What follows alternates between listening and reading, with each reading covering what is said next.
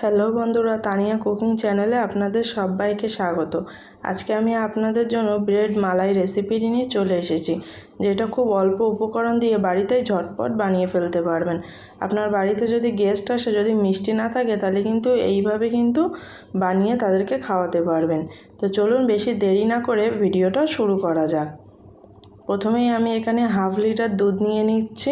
আমি এখানে প্যাকেট দুধ ইউজ করেছি, আপনারা চাইলে এখানে গরুর দুধ বা গুঁড়ো দুধও ইউজ করতে পারেন। দেখুন, দুধটা আমি হালকা জাল করে একটু গরম করে নিচ্ছি। গরম করে নেওয়ার পরে আমি এখানে 1 বাটি গুঁড়ো দুধ ইউজ করছি।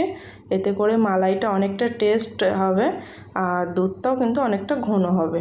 এবার আমি এর মধ্যে দিয়ে দিচ্ছি 1 বাটি চিনি, দিয়ে খুব ভালোভাবে নেড়েচেড়ে চিনিটা গলে যাওয়া পর্যন্ত অপেক্ষা করে এবার এর মধ্যে আমি 4টে ছোটো এলাচ ফাটিয়ে দিয়ে দিলাম। দিয়ে এবার কিন্তু দুধটা আমি অনবরত জাল করে নেব যতক্ষণ না মালাইয়ের মতো ঘন হয়ে চলে আসছে। দেখুন, আমার দুধটা জাল করে করে কিন্তু অনেকটাই ঘনত্ব হয়ে গিয়েছে। আমি আর কিছুক্ষণ এটা জাল করে নেব। দেখুন, আমার মালাইটা কিন্তু একদম রেডি হয়ে গিয়েছে। কতটা ঘন হয়েছে আপনারা দেখলেই হয়তো বুঝতে পারছেন। এবার আমি গ্যাসের ফ্লেমটা অফ করে মালাইটা ঠান্ডা হতে দেব। এদিকে আমি একটা পুর রেডি করে নেব। প্রথমেই আমি এখানে 1 বাটি গুঁড়ো দুধ নিয়ে নিচ্ছি।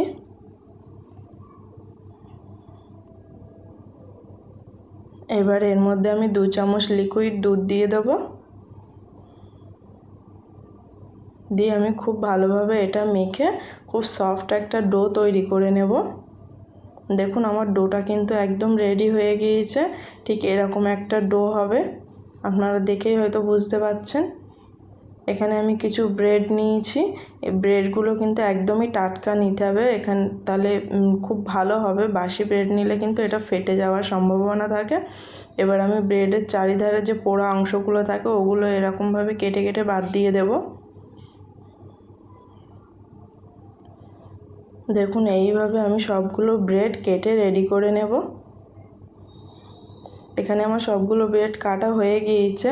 আর আমি কিন্তু এইগুলো ফেলে দেব না, এগুলো আমি রেখে দেবো। এগুলো ব্রেড ক্রাম্বসের কাজে আমার লেগে যাবে। এবার এখানে একটা ব্রেড নিয়ে এইভাবে বেলনি দিয়ে আমি আলতো হাতে এইভাবে বেলে নেব।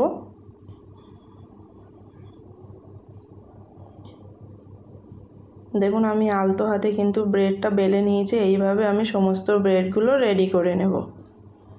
এবার এর মধ্যে আগে থেকে যে পুরটা মেখে রেখেছিলাম ওটা একটু নিয়ে হাতের মধ্যে এইভাবে একটু লম্বা করে ব্রেডের মধ্যে দিয়ে এইভাবে আমি রোল করে নেব। দেখুন, আমার একটা কিন্তু একদম মালাই রেসিপি একদম রেডি হয়ে গিয়েছে। আমি আবারও একটা আপনাদের করে দেখাচ্ছি একদম সেম প্রসেসে।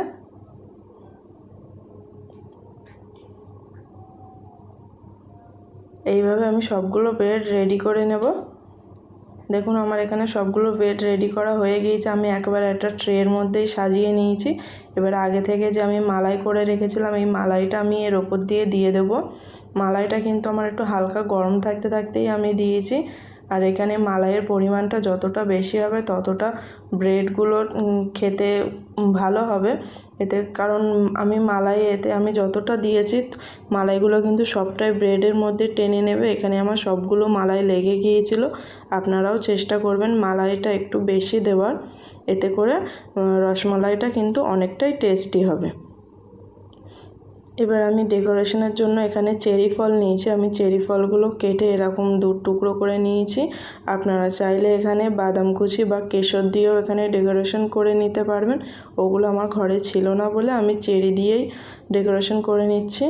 দেখুন কতটা সুন্দর লাগছে আর কতটা টেস্টি লাগছে। এবার আমি এটা 30 মিনিটের জন্য রেস্টে রেখে দেবো। দেখা হচ্ছে 30 মিনিট পর। দেখুন, আমি 30 মিনিট পর ফিরে আসলাম। কতটা সুন্দর ব্রেডগুলো ফুলে গিয়েছে আর মালাইটা কিন্তু অনেকটাই টেনে নিয়েছে।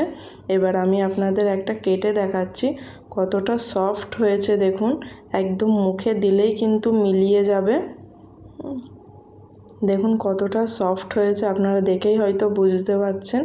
বাচ্চাদেরকে যদি এইভাবে বানিয়ে দেওয়া হয় ওরা কিন্তু খুব খুশি হয়ে যাবে। আপনারা অবশ্যই একবার বাড়িতে এইভাবে ট্রাই করবেন আর ট্রাই করে কিন্তু আমাকে কমেন্ট করে জানাবেন। আমার আজকের এই ছোট্ট রেসিপিটা যদি আপনাদের ভালো লেগে থাকে তাহলে অবশ্যই একটা লাইক কমেন্ট, শেয়ার আর চ্যানেলটা সাবস্ক্রাইব করতে একদমই ভুলবেন না। পাশে থাকা বেল বাটনটা অবশ্যই প্রেস করে দেবেন যাতে সবার আগে নোটিফিকেশান আপনার কাছে পৌঁছে যায়। আমার চ্যানেলে যদি আজকে কেউ নতুন হয়ে থাকেন তাহলে প্লিজ আমার চ্যানেলটা সাবস্ক্রাইব করে দেবেন। সবাই খুব ভালো থাকবেন, সুস্থ থাকবেন, সাবধানে থাকবেন। টাটা।